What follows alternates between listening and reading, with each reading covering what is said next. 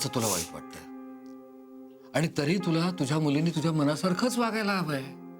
हो, कारण मी आई आहे तिची आणि तिची सुख दुःख तिच्यापेक्षा मला जास्त कळतात. अगं इंदू, आता गौरी लहान मुलगी नाहीये. आपलं हित कशात आहे तिला कळतं. हे बघा, मुलं किती मोठी झाली ना तरी आई वडिलांसाठी ती लहानच असतात. मान्य, पण हे तिचं आयुष्य आहे, तिचं जीवन आहे, तिला हवं तसं जगू दे. माझ्या एका मैत्रिणीने ना स्वतःच्या मनासारखं आई वडिलांच्या विरोधात जाऊन लग्न केलं आणि माती करून घेतली. हो, आयुष्याची माती करून घेतली. अगं, स्वतःला आवडलेल्या मुलाशी लग्न करून सगळ्याच मुलींच्या आयुष्याची माती होत नाही. पण गौरीचा निर्णय योग्य आहे असं जर मला वाटलं असतं तर मी का विरोध केला असता तिला? तिला तिच्या मनासारखं वागू दिलं नसतं का मी? तुला कशावरून असं वाटतं की गौरीचा निर्णय चुकीचा आहे? हे बघा, ह्या बाबतीत आपलं आधी बोलणं झालंय. सौरभ प्रत्येक बाबतीतच कपिलपेक्षा कसा उजवा आहे हे सांगितलंय मी तुम्हाला. आणि मला माहिती आहे माझं बरोबर आहे, गौरी चुकतीये. तुझं म्हणणं आहे की तुझं बरोबर आहे, गौरी चुकते. मग आता याच्यावर मी काय म्हणायचं? हेच ते, तुम्हाला दोन्ही बाजू माहिती असतात पण तुम्ही बाजू मात्र गौरीची घेता. तिच्या बाजूनी मला समजवता, पण तिला नाही कधी समजवत की तुझी आई किती विचारी आहे, किती व्यवहारी आहे. ती जे हे सगळं करते ते तुझ्या भल्यासाठी करतेय. तिला नाही कधी समजवत. आज तिचं मन मोडताना मला वाईट वाटतंय, मला त्रास होतोय. पण ती माझ्या विरोधात जाऊ नये तिला काही नाही वाटत. नाही वाटत आहे का तिला?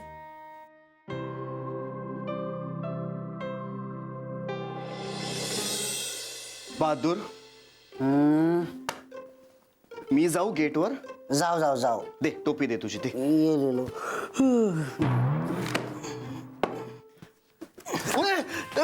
साहब जी, साहब गलती हो गया साहब. माझ्या ऑफिस मध्ये तू झोपतोयस? साहब मैं गेट पे नहीं सोएगा साहब. उधर बहुत चूहा है साहब, मुझको काटेगा ना, मुझको प्लेग हो जाएगा, मैं मर जाएगा, मुझको डर लगता है साहब. लेकिन साहब ये कितना बज गया साहब, आप सोया क्यों नहीं अभी तक? तू नशीबवान आहेस रे, तुला येते कुठेही झोप. इथे माझी झोप उडाले टेन्शन नाही. साहब आपको टेंशन में नींद नहीं आता है साहब? मुझको देखो, मुझको देखो, मुझको है ना टेंशन में भी बहुत अच्छा नींद आता है. मुझको तो लगता है ना कोई भी आदमी को टेंशन रहेगा ना उसने है ना सोना मांगता है तो टेंशन ऐसा भाग जाएगा. वा, आता तूही शिकव मला फिलॉसॉफी. आता तो इस्माईल शिकवून गेला, आता तूही शिकव. इस्माइल ने आपको फिलोसॉफी सिखाया? इस्माईल आता माझ्याशी गौरीबद्दल बोलून गेलाय. हाँ तो उसमें क्या है? अरे त्याला माझ्या आणि गौरीबद्दल संशय आलाय. त्यालाच नाही, अण्णांना सुद्धा संशय आलाय. अरे काय आहे हे सगळं? नुसता पसारा घालून ठेवला इथं, शिस्त म्हणून नाही. आणि या इस्माईलला ना तर अजिबातच शिस्त नाही. सगळा पसारा यांनी घालून ठेवायचा आणि आवरायला आहेच अण्णा. अण्णा, कुणाला काय फरक पडतोय? अण्णाला काय म्हणायचंय आणि काय वाटतंय? अण्णा तुम्ही रागवलाय का माझ्यावर? नका ना रागवू प्लीज. लहानपणापासून जर कोणी माझ्यावर चिडलं तर तुम्ही समजवायचा आणि आता तुम्हीच चिडणार का माझ्यावर?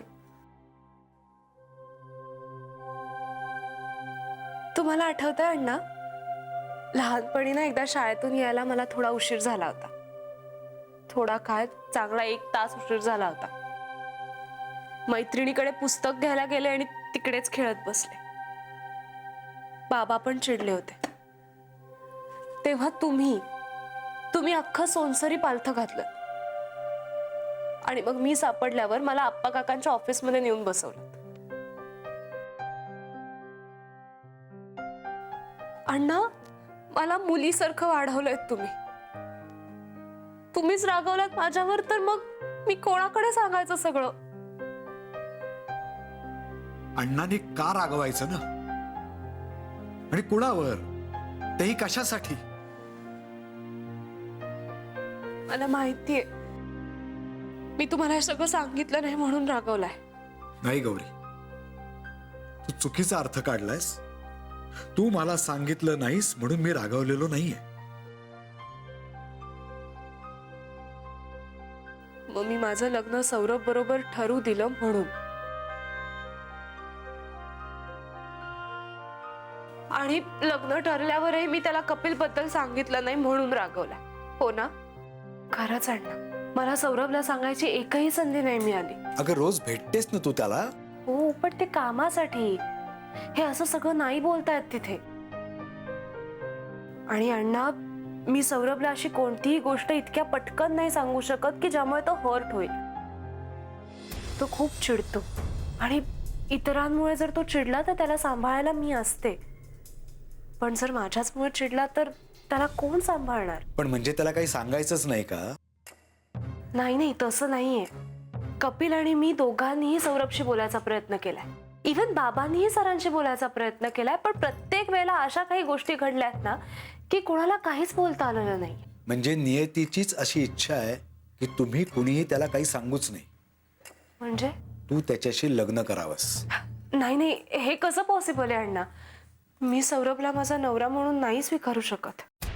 गौरी, गेल्या आठवड्यात साखरपुड्याची बैठक झाली, तेव्हाही तू काही बोलली नाहीस. आणि तेव्हा मालकांशी तर तू बोलतही नव्हतीस. अण्णा, मी कपिलशी बोलत नव्हते कारण माझा खूप मोठा गैरसमज झाला होता आणि तो सुद्धा सौरभनेच करून दिला होता.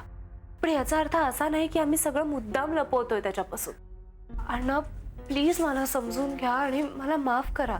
मला मान्य आहे की तुम्ही हे मुद्दाम लपवत नाही आहात, पण तुम्हाला मुद्दाम प्रयत्न करून सौरभला हे सगळं सांगावं लागेल. हो, आम्ही लवकरात लवकर हे त्याला सांगणार आहोत, तुम्ही नका काळजी करू. आणि हे जर का तुम्हाला जमणार नसेल तर नियतीने ठरवलेल्या वाटेवर तुम्हाला चालावं लागेल, तेही बिन तक्रार.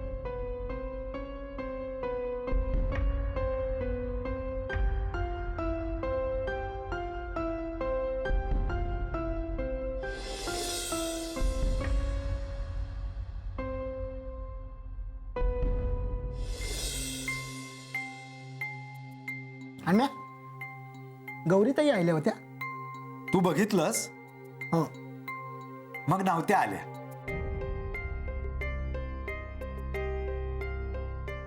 काय बोलतोस तू? मग तू या आंधळ्यासारखा वागतोयस. काय म्हणत काय होत्या?